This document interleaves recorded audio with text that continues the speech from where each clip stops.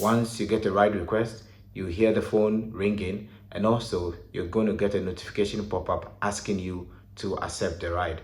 Tap accept, move to the location of the client by following the map. Once you get to the location of the client, swipe arrive. You should also note that you can call the client through the app or message them in the app. Once your client gets into the ride, kindly start the ride and take the client to their destination by following the map. Once you get to the destination of the client, tap complete or swipe complete.